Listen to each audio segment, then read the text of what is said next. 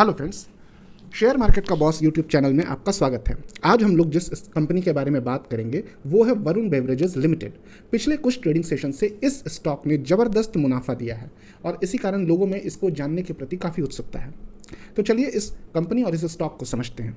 देखिए, भारत में पेप्सी हो, मिरिंडा हो, स्लाइस हो या फिर एक्वाफिना हो, माउंटेन ड्यू हो, सेवन अप हो, ये सभी के सभी पेय पदार्थ भारत में इनका प्रोडक्शन, इनका बॉटलिंग और इनका distribution, production, bottling and distribution, ये तीनों का तीनों काम वरुण बेवरेजेस लिमिटेड करती है। ठीक है, क्योंकि पेप्सी जैसे पेप्सी है या सेवन अप है, इसके प्रोडक्शन का जो फ्रेंचाइजी मिला हुआ है या मिरिंडा है, ये इसी कंपनी को मिला हुआ है। और केवल भारत में ही नहीं, आसपास के भी 2-3 देशों में इस कंपनी का कारोबार फैला हुआ है। वहाँ के लिए भी फ्रेंचाइजी वरुण बेवरेजेस लिमिटेड नहीं ले रखी है। फॉर एग्जांपल जैसे श्रीलंका, बांग्लादेश वगैरह है। ठीक है, तो चलिए इस स्टॉक को समझते हैं और इस स्टॉक के आंकड़ों को हम लोग एनालाइज करते हैं।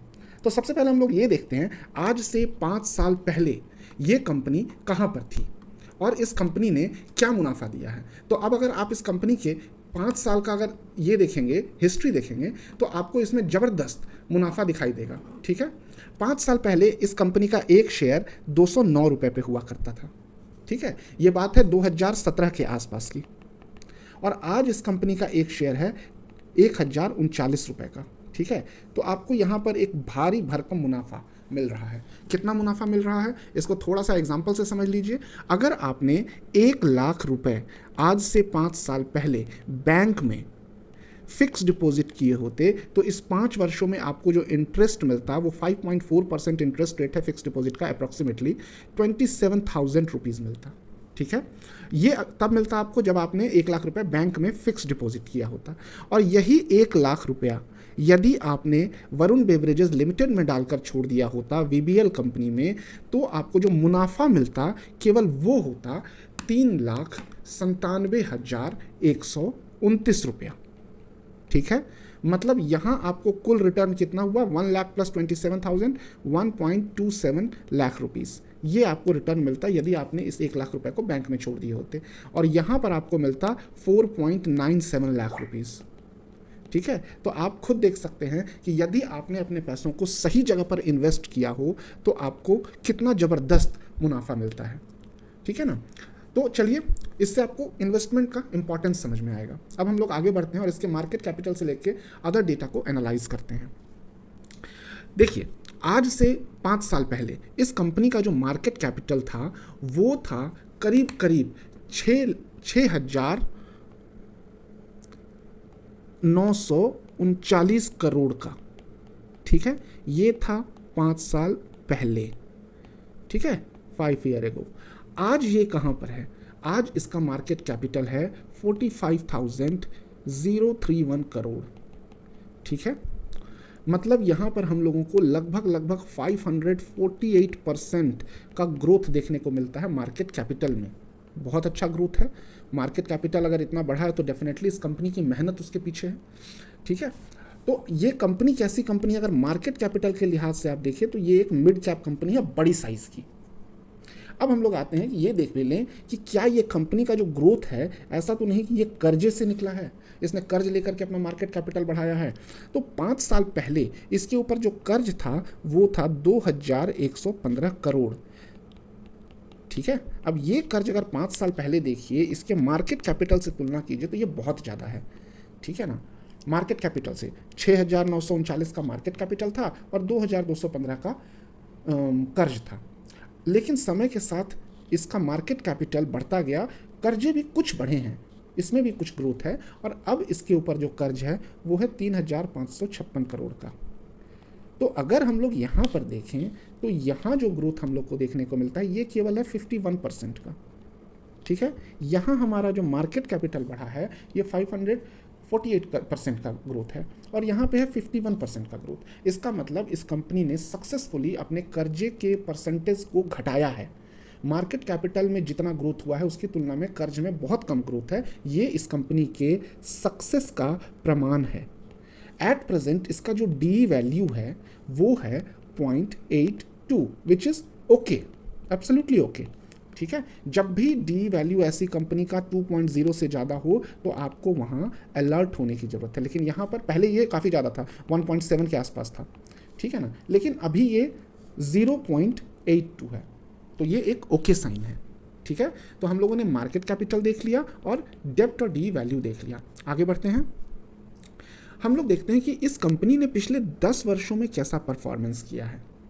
देखिए, अगर ये 12, 13, 14, 15, 16, 17, 18, 19, 20, 21 के आंकड़े हैं, आप अगर इसके सेल्स को देखेंगे तो आप पाएंगे कि इसका सेल लगभग हर साल बढ़ता चला गया है। ठीक है, हर एक साल इसके सेल में आपको ग्रोथ देखने को मिलेगा, सिर्फ एक साल छोड़कर, ये है 2020, और ये क्लियर कट कोरोना के कारण है। ठीक है, सिमिलरली इसका एक्सपेंडिचर भी समय के साथ बढ़ता गया है। एक्सपेंडिचर में भी हम लोगों को ठीक ठाक बढ़ोतरी देखने को मिल रही है। ठीक है, अब हम लोग अगर नेट प्रॉफिट की बात करें तो वर्ष 2012 में इसका जो नेट प्रॉफिट था ये था 25 करोड़। उसके बाद -40 मतलब लॉस, -20 लॉस, फिर 113 प्रॉफिट, फिर 42 प्रॉफिट। और यहाँ 2016 से अगर आप देखेंगे तो इसके प्रॉफिट में एक कंटिन्यूटी देखने को मिलती है। 42 से 210, 210 से 290, 293, फिर 469, यहाँ पे कोरोना के कारण हल्की सी गिरावट, और फिर 694। मतलब इसके बाद इस कंपनी ने जो रफ्तार पकड़ी है ये पिछले 5-6 सालों से लगातार अपने मुनाफे को बढ़ाए चली जा रही है। बीच में हल्का सा एक गिरावट देखने को मिलता है 2020 में, और वो बेसिकली कोरोना के कारण है। ठीक है, तो अगर आप इसका परफॉर्मेंस, पिछला इतिहास देखें तो ये अच्छा है। हमेशा याद रखिएगा, आप उसी कंपनी में पैसे लगाने के बारे में प्रेफर करिए जो कंपनी खुद प्रॉफिट कमा रही हो। आप इमेजिन करिए, आप एक ऐसी कंपनी में पैसा लगा दे जो कंपनी पिछले 7-8 सालों से लगातार लॉस में चल रही हो, वो आपको कैसे प्रॉफिट दे सकती है जो खुद ही नहीं प्रॉफिट कमा पा रही हो। तो हमें हमेशा ऐसे स्टॉक का चुनाव करना चाहिए जो पिछले 8-10 सालों से अच्छा परफॉर्म कर रही हो। ये कंपनी इस मामले में बहुत हद तक अच्छी है, खरी उतर रही है। आगे बढ़ते हैं, हम लोग इस कंपनी का क्वार्टरली रिजल्ट देखते हैं। अब देखिए, हम लोग 12, 13, 14, 15, 16, 17, 18, 19, 20, 21 इतने सालों का तो हमने रिजल्ट देख लिया। तो अब हम केवल लास्ट के 3 क्वार्टर का रिजल्ट पर फोकस करते हैं। ठीक है, तो अगर हम लोग देखें जून का रिजल्ट, सितंबर का रिजल्ट और दिसंबर 2021 का रिजल्ट, तो यहाँ पर हम लोगों को बहुत डिसअपॉइंटमेंट नहीं है। अच्छा खासा मुनाफा है, 308 करोड़ का मुनाफा एक क्वार्टर में है, फिर 240 करोड़ का है, और फिर 16 करोड़ का है। यहाँ ये कम इसलिए क्योंकि ये दिसंबर का है, और दिसंबर में ठंड के समय में इसका मुनाफा गिरता है। ठीक है, तो क्वार्टरली रिजल्ट यहाँ हम लोगों को ठीक ठाक दिख जा रहे हैं। आगे बढ़ते हैं, आगे वाला जो स्लाइड है वो बहुत इंपॉर्टेंट है, और वो स्लाइड है शेयर होल्डिंग पैटर्न का। शेयर होल्डिंग पैटर्न जानना और समझना बहुत ज़रूरी होता है। देखिए, एट प्रेजेंट इस कंपनी का लगभग 64.89% शेयर ये है प्रमोटर के पास। प्रमोटर मतलब कंपनी के मालिक।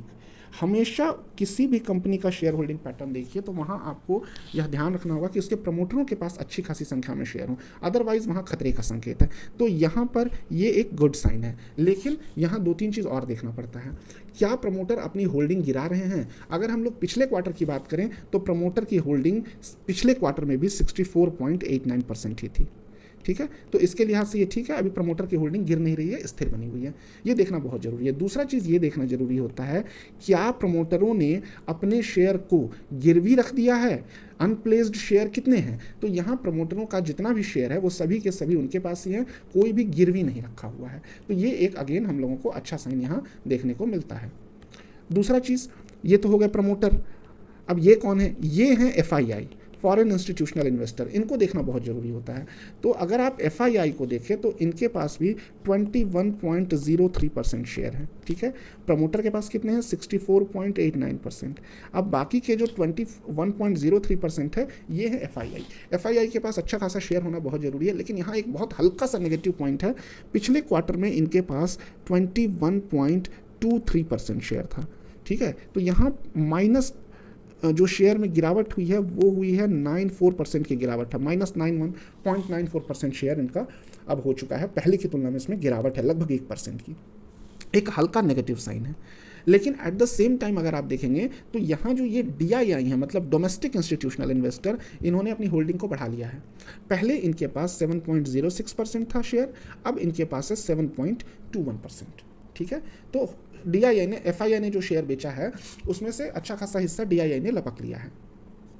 पब्लिक के पास पहले जो शेयर थे वो थे 6.82%, अब वो बढ़कर के हो गए हैं 6.87%। बहुत हल्का सा पब्लिक के पास बढ़ोतरी हुआ है।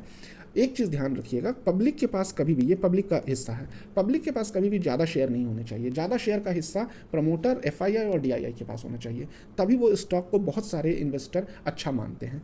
तो यहाँ पर इस लिहाज से यह शेयर एक बढ़िया साइन दिखा रहा है। आगे बढ़ते हैं। अब आज क्या हुआ, या पिछले ट्रेडिंग सेशन की बात करें, उस समय क्या हुआ।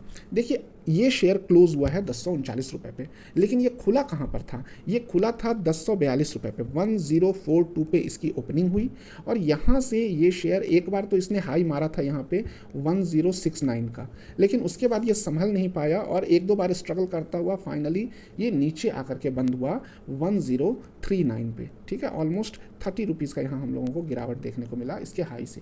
अभी कुछ ही दिन पहले इसने अपने ऑल टाइम हाई 1119 इसको टच किया था। ठीक है, तो फिलहाल ये शेयर अपने 52 वीक हाई के आसपास ही ट्रेड कर रहा है। तो इस लिहाज से देखें तो अभी इस शेयर में एक बुलिश मोमेंटम बना हुआ है।